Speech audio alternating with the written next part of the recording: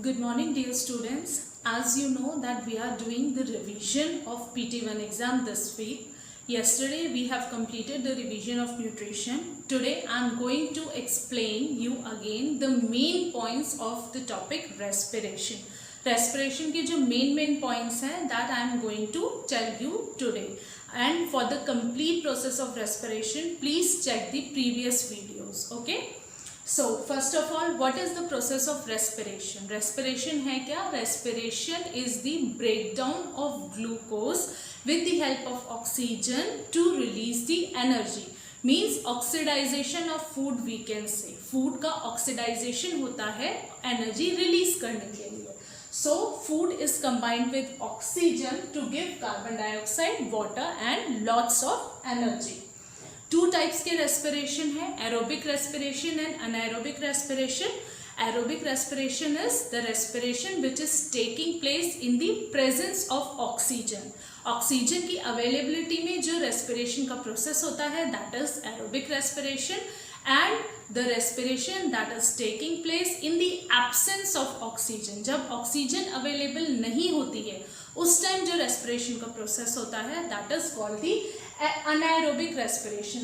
This I have written plus NCE means presence, minus NCE means absence. Presence or absence. Okay, don't confuse in this. It is presence of oxygen and this is absence of oxygen. Now next we have studied the breakdown of glucose. Respiration के process में क्या होता है? Glucose का breakdown होता है. किस process से, किस तरीके से ग्लूकोज का ब्रेकडाउन होता है? बेसिकली 3 pathways आते हैं. By 3 ways the glucose is broken down. तीनों प्रोसेस के लिए फर्स्ट स्टेप कॉमन था that I have told you, the common step which is glycolysis. Glycolysis common step है जिसमें ग्लूकोज का ब्रेकडाउन होता है. और ग्लाइकोलिसिस के प्रोसेस में क्या होता है? First glucose is broken down to pyruvate. जो तीनों पाथवेज हैं जो अलग अलग प्रोडक्ट्स फॉर्म करते हैं ग्लूकोज ब्रेकडाउन करके, उन तीनों प्रोडक्ट्स में सबसे पहला कॉमन स्टेप ग्लाइकोलिसिस है in which the glucose is broken down to pyruvate. Glucose is a 6 carbon molecule and it is broken down to pyruvate which is a 3 carbon molecule. ये process आपका glycolysis कहलाता है. Then the pyruvate is converted into the carbon dioxide, water and energy. जब carbon dioxide, water और energy available होंगे तब आपका जो means aerobic respiration, presence of oxygen में हो रहा है तो that means this is the aerobic respiration. तो products formed in aerobic respiration are carbon dioxide, water and energy and this is taking place in mitochondria. ये एक पहला pathway हो गया जब ऑक्सीजन अवेलेबल है. माइटोकॉन्ड्रिया में ये प्रोसेस होता है that is in the presence of oxygen. Second pathway है एब्सेंस ऑफ ऑक्सीजन. जब ऑक्सीजन नहीं है, ऑक्सीजन की अवेलेबिलिटी नहीं है, तब कैसे ग्लूकोज का ब्रेकडाउन होता है? ये कहाँ होता है? ईस्ट में होता है and the process is known as fermentation.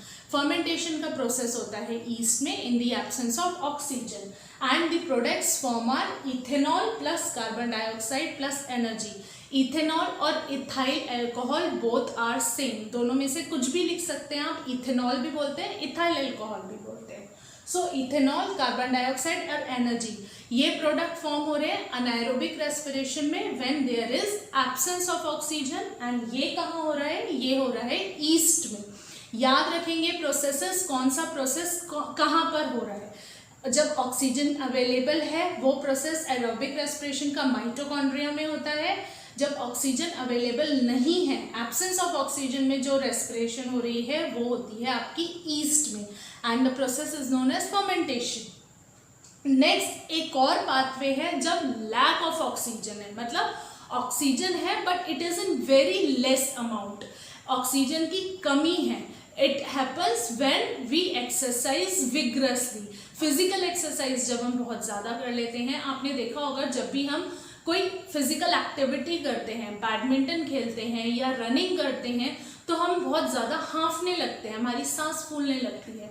तो उस टाइम हमारा जो रेस्पिरेशन होता है तब वो हमारे मसल सेल्स में होता है. मसल्स में होता है क्योंकि मसल्स बहुत फिजिकल एक्टिविटी करते हैं. तो the product form is lactic acid plus energy. उस टाइम जो प्रोडक्ट फॉर्म हो रहा है वो लैक्टिक एसिड और एनर्जी है, and it happens in the lack of oxygen in muscle cells. ये वाला प्रोसेस हो रहा है मसल सेल्स में। तो these are the 3 pathways by which glucose is broken down. And the basic difference between aerobic respiration and anaerobic is, एक तो oxygen की अवेलेबिलिटी और अनअवेलेबिलिटी है। Second, in aerobic respiration lots of energy is released, but in anaerobic respiration energy that is released is in very less amount, because oxidation नहीं हो पाता। Energy कब release हो रही है? जब फूड का ऑक्सीडेशन हो रहा है, और जब ऑक्सीजन अवेलेबल ही नहीं है तो फूड का ऑक्सीडेशन नहीं होगा, इसलिए एनर्जी जो है वो बहुत कम रिलीज होती है। सो इन anaerobic respiration produces very less energy, बहुत less energy release होती है anaerobic respiration में। Now coming to plants, plants भी respiration करते हैं। Both plants and animals perform the process of respiration. Plants also respire. So plants exchange gases through stomata by the process of diffusion.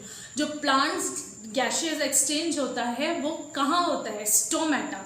Stomata के function हमने पढ़े थे nutrition का process जब हमने पढ़ा था। स्टोमेटा क्या है? एक्सचेंज ऑफ गैसेस होती है स्टोमेटा में, and it happens by the process of diffusion. Now rate of breathing in fast and aquatic animals, ये मैं मेन पॉइंट्स करा रही हूँ। Again I am telling for the complete process of respiration watch the earlier videos. जब मैंने respiration का topic पढ़ाया था आप प्रीवियस वीडियोस देख सकते हैं। यहाँ मैं सिर्फ मेन टॉपिक्स कवर कर रही हूँ। Rate of breathing in aquatic animals is faster as compared to the terrestrial animals. जो एक्वेटिक एनिमल्स है बहुत तेज ब्रीदिंग करते हैं। क्यों करते हैं? क्योंकि जो एक्वेटिक एनिमल्स है वो ऑक्सीजन ले रहे हैं वाटर में, जो कि डिजॉल्व्ड फॉर्म में है, मीन्स ऑक्सीजन बहुत कम अवेलेबल है, तो उनको अपनी ऑक्सीजन की रिक्वायरमेंट पूरी करने के लिए बहुत फास्ट ब्रीदिंग करनी पड़ती है। पर जो टेरेस्ट्रियल एनिमल्स हैं उनको एटमॉस्फेयर में इनफ ऑक्सीजन अवेलेबल है, क्योंकि प्लांट्स रिलीज करते हैं ऑक्सीजन, तो बहुत ऑक्सीजन अवेलेबल है, तो उनका जो ब्रीदिंग का प्रोसेस है एक्वेटिक एनिमल्स के कंपैरिजन में स्लो होता है। नेक्स्ट है आपका जो रेस्पिरेशन का प्रोसेस होता है हमारा, it starts from the nose. Nose से स्टार्ट होता है। माउथ से भी हम रेस्पिरेशन करते हैं, ये मैंने आपको पहले भी बताया, but it is advisable to breathe from the nose. क्यों? Because fine hairs and mucus are present in our nasal passage. जो हमारा ये नेसल पैसेज है जहाँ से हम ब्रीथ करते हैं, जहाँ से हम एयर अंदर लेते हैं अपनी बॉडी के, यहाँ पे जो फाइन हेयर म्यूकस प्रेजेंट है, तो एयर्स में जो इम्प्योरिटीज प्रेजेंट है, डर्ट प्रेजेंट है, जर्म्स प्रेजेंट है, उनको ये हेयर्स और म्यूकस ट्रैप कर लेते हैं, and it prevents them getting inside our body. हमारी बॉडी में अंदर जाने से प्रिवेंट करते हैं। नेक्स्ट आपका यहाँ पर नेसल पैसेज आता है, फिर फेरिंग्स, लैरिंग्स, ट्रैकिया, और फिर आपका ट्रैकिया डिवाइड होता है आपके टू ट्यूब्स में, जिनको हम कहते हैं ब्रोंकाई। ब्रोंकाई फर्दर डिवाइड होता है थिनर ट्यूब्स में, जिनको हम कहते हैं ब्रोंक्यूल्स, और ब्रोंक्यूल्स के एंड में एक बैलून लाइक स्ट्रक्चर होता है, that is called the alveoli. और जो लंग्स में गैसेस का एक्सचेंज होता है वो एल्वियोली के थ्रू ही होता है, क्योंकि alveoli is surrounded by the number of blood capillaries. तो अब एक इम्पॉर्टेंट पॉइंट इसमें आता है, जो ट्रैकिया है, ट्रैकिया में आपका rings of cartilaginous rings present है, या रिंग्स ऑफ कार्टिलेज प्रेजेंट है। Why it is present? Because it helps in preventing the trachea to collapse.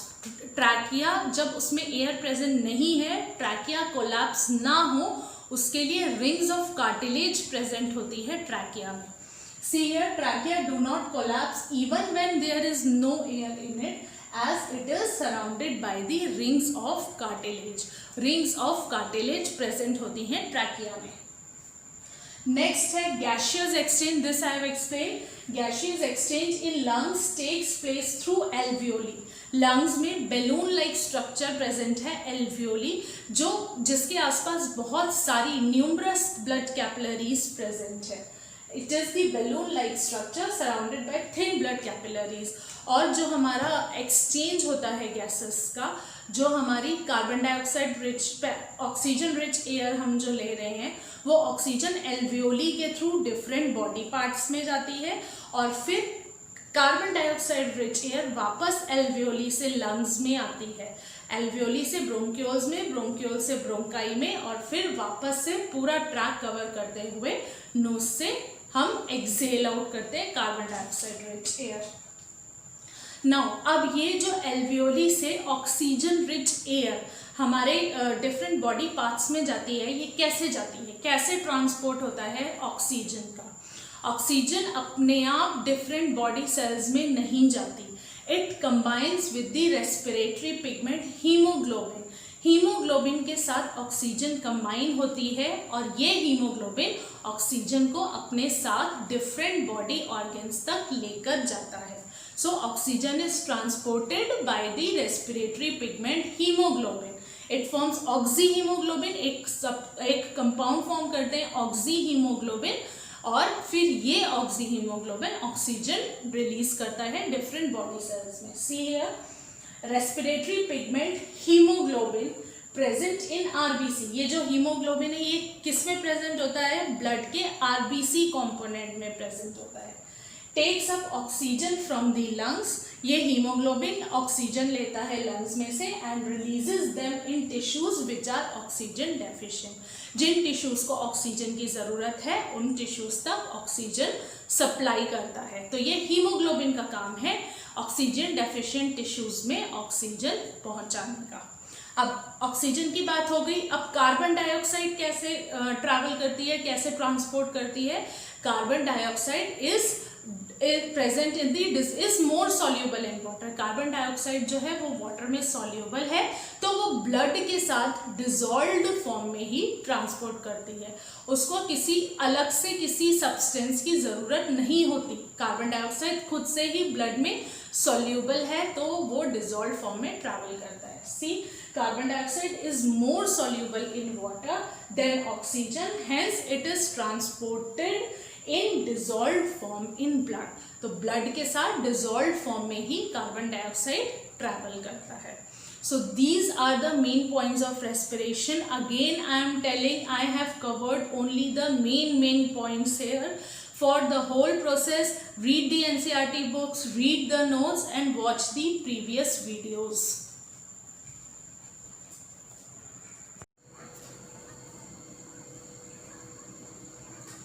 Now coming to transportation. What is transportation? There are various materials that are being transported in our body. बहुत सारी चीज़ें जो transport होती हैं, like nutrients होते हैं, हमारी जो रेस्पिरेटरी गैसेस होती हैं, ऑक्सीजन और कार्बन डाइऑक्साइड वो ट्रांसपोर्ट होते हैं और वेस्ट मटेरियल है वो होता है। तो बहुत सारी चीज़ें हैं जो ट्रांसपोर्ट होती हैं and this transportation is basically the circulatory system होता है। तो circulatory system में क्या होता है, circulatory system consists of the heart, blood vessels, blood and lymphatic vessels, means lymphatic system, जिसमें blood और lymphatic system circulatory fluids हैं, दोनों fluids हैं, blood और lymph, these are the circulatory fluids। और हार्ट और ब्लड वेसल्स जो है, हार्ट एक मस्कुलर ऑर्गन है जो ब्लड को पंप करता है और ब्लड वेसल्स जो ब्लड कैरी करता है पूरी बॉडी में। सो फर्स्ट हार्ट के बारे में मैंने बताया था, अच्छे से एक्सप्लेन किया हुआ है आपको। हार्ट हमारा जो ह्यूमन हार्ट है, it is the 4 chambered heart. 4 chambers होते हैं, डिवाइड होता है राइट साइड और लेफ्ट साइड में। राइट साइड और लेफ्ट साइड जो सेपरेट होते हैं, it is separated by the septum. Septum जो है वो पार्टीशन होता है राइट साइड में और लेफ्ट साइड का। जो अपर चैम्बर्स होते हैं वो एट्रियम होते हैं, जो लोअर चैम्बर्स होते हैं दे आर दी वेंट्रिकल्स।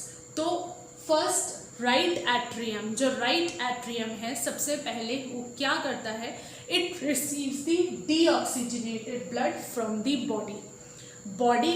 जो आपकी बॉडी से डीऑक्सीजनेटेड ब्लड है, deoxygenated blood means carbon dioxide rich blood, वो रिसीव करता है सबसे पहले right atrium and through which it receives the blood through the vena cava. ये भी मैं आपको अभी एक्सप्लेन करूँगी। आर्टरीज और वेन्स होते हैं दो, मैंने आपको पहले भी बताया हुआ है, जो ब्लड वेसल बॉडी पार्ट से हार्ट में ब्लड लेकर आ रही है वो वेन्स होती है, and the blood vessels that carries blood away from the heart to different parts वो आपकी आर्टरीज होती हैं।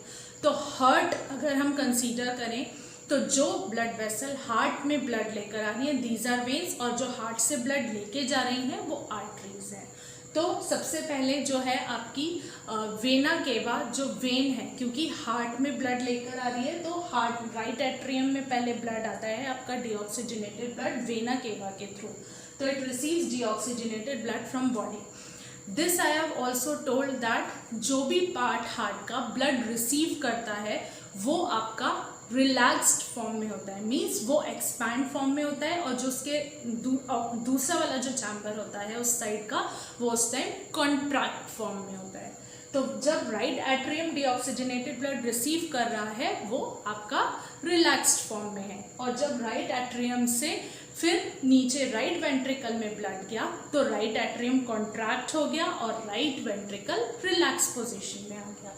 राइट वेंट्रिकल में क्या होता है, व्हेन राइट एट्रियम कॉन्ट्रैक्ट्स, ये RARV this is right atrium and right ventricle.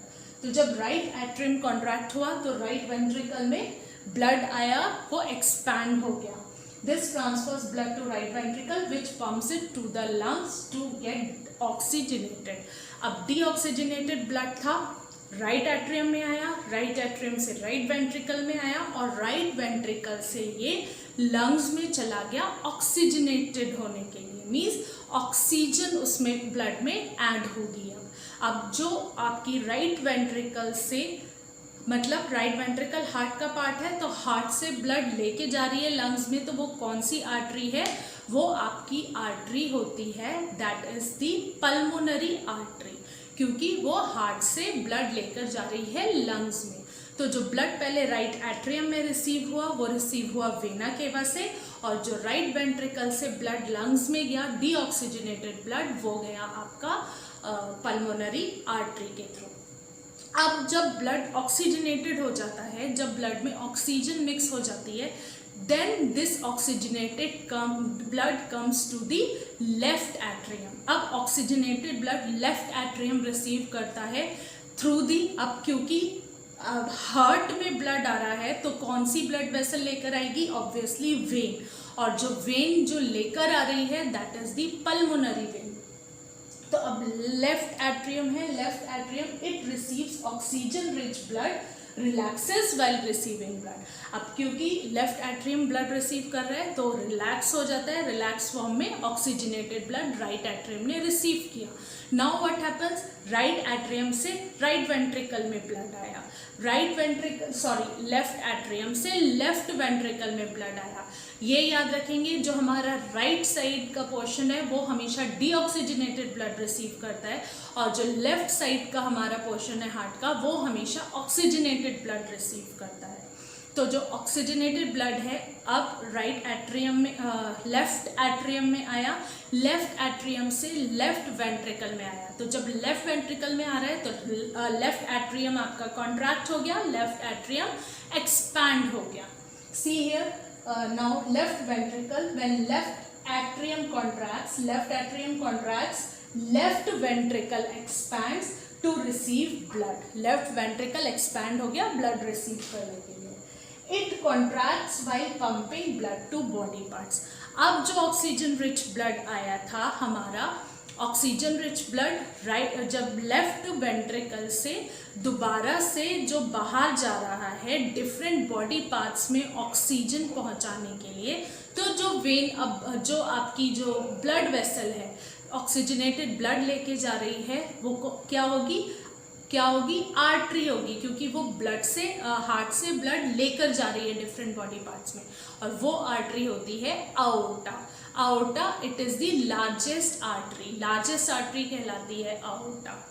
Again I am telling, deoxygenated blood हमारा राइट साइड रिसीव करता है हार्ट का, oxygenated blood left side receive करता है। सबसे पहले डीऑक्सीजनेटेड ब्लड हमारा राइट एट्रियम में आया through the vena cava. Vena cava vein है जो हार्ट में ब्लड लेकर आ रही है deoxygenated blood. Right atrium expand होती है ब्लड रिसीव करते समय।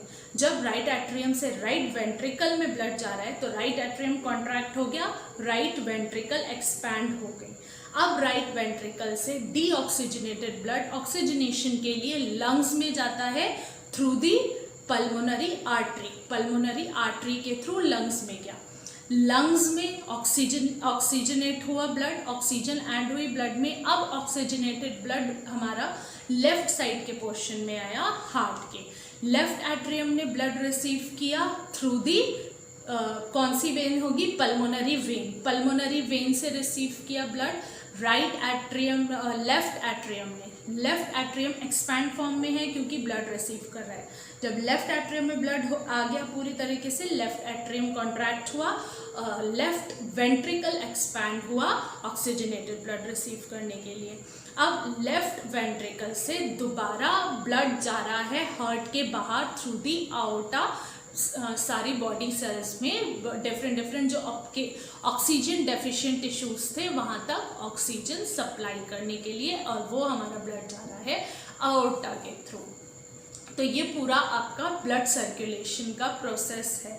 अब यहाँ पे हम आपने देखा होगा जो हमारा ब्लड है हार्ट में 2 बार आता है। एक बार डीऑक्सीजनेटेड ब्लड आता है हार्ट में, फिर वो जाता है लंग्स में ऑक्सीजनेट होने के लिए, फिर ऑक्सीजनेटेड ब्लड आता है हार्ट में। अब क्योंकि हमारे ब्लड हार्ट में 2 बार ब्लड रिसीव होता है, 2 बार सर्कुलेशन होता है ब्लड का, that is why double circulation happens in the human beings. Humans में डबल सर्कुलेशन होता है क्योंकि ह्यूमन हार्ट 2 बार ब्लड को रिसीव करता है। Okay, now come here, ventricles have thicker walls than atria to pump blood to various organs। अब जो ऊपर का पोर्शन होता है वो एट्रियम होता है, नीचे का पोर्शन वेंट्रिकल्स होते हैं। जो वेंट्रिकल्स के वॉल होते हैं वो थिकर होते हैं as compare to the atrium. क्यों थिकर होते हैं? क्योंकि जो आपका ब्लड, जो आपका वेंट्रिकल्स है वो क्या करता है, वो पूरे बॉडी में ब्लड को पंप करता है, तो उसका प्रेशर ज़्यादा होता है ब्लड का, तो इसलिए जो वेंट्रिकल्स के वॉल हैं वो थिकर होते हैं as compare to the atrium. अब next coming to the arteries और वेन्स, वैसे मैंने एक्सप्लेन कर दी है but still I am explaining again. Arteries, blood vessels carrying blood away from the heart to various organs. Blood जो heart से लेकर जाती है वो ब्लड वेसल आर्टरीज होती हैं डिफरेंट बॉडी पार्ट्स में, जो हार्ट से ब्लड लेकर जा रही है। हार्ट के अंदर आपकी 2 आर्टरीज होती हैं। फर्स्ट है आपकी पल्मोनरी आर्टरी जो डीऑक्सीजनेटेड ब्लड राइट वेंट्रिकल से लंग्स में सप्लाई करती है ऑक्सीजनेशन के लिए। फिर एक होती है आउटा जो ऑक्सीजनेटेड ब्लड लेफ्ट वेंट्रिकल से डिफरेंट बॉडी पार्ट्स में सप्लाई करती है। आउटा हमारी लार्जेस्ट आर्टरी होती है। ओके, नेक्स्ट आई अब वेन्स की बारी। वेन्स क्या है? Veins are the blood vessels carrying blood from different body parts to heart. जो डिफरेंट बॉडी पार्ट्स से हार्ट में ब्लड लेकर आ रही है that are called the veins, उनको हम वेन्स कहते हैं। 2 टाइप की वेन्स प्रेजेंट है हार्ट में। फर्स्ट इज वेना कैवा जो डीऑक्सीजनेटेड ब्लड राइट एट्रियम में लेकर आती है, brings deoxygenated blood from body parts to the heart. जो आपका कार्बन डाइऑक्साइड रिच ब्लड है, डीऑक्सीजनेटेड ब्लड है, वो डिफरेंट बॉडी पार्ट से हार्ट में आता है। नेक्स्ट आपकी वेन जो है वो पल्मोनरी वेन है। पल्मोनरी वेन क्या करती है? Brings oxygenated blood from lungs to left atrium. अब ऑक्सीजन जब लंग्स में ब्लड आ जाता है पल्मोनरी आर्टरी के थ्रू ऑक्सीजनेशन के लिए, फिर जो ऑक्सीजनेटेड ब्लड है दोबारा लंग्स से जब हार्ट में आ रहा है वो पल्मोनरी वेन के थ्रू आ रहा है। तो पल्मोनरी वेन क्या कर रही है? It brings oxygenated blood from lungs to left auricle. So these are the main points of the transportation. ये आप अच्छे से पढ़ लेंगे। जो भी मैं यहाँ पर वीडियोस में इंपॉर्टेंट पॉइंट्स बता रही हूँ, please go through it thoroughly, read NCERT books, read the notes ज़रूर पढ़ें, प्रीवियस वीडियोस देखें प्रोसेस की एक्सप्लेनेशन के लिए, because here I have not explain the whole process. मैंने यहाँ पे होल प्रोसेस एक्सप्लेन नहीं करा है डायग्रामेटिकली, उसके लिए आप प्रीवियस वीडियोस देख सकते हैं। I hope this videos will be beneficial to you, क्योंकि यहाँ पर मैंने इंपॉर्टेंट पॉइंट्स डिस्कस करे हैं। So all the best for the exams, do your best, अच्छे से पढ़ाई कीजिए, अच्छे से एग्जाम दीजिए. Good luck, thank you and have a good day.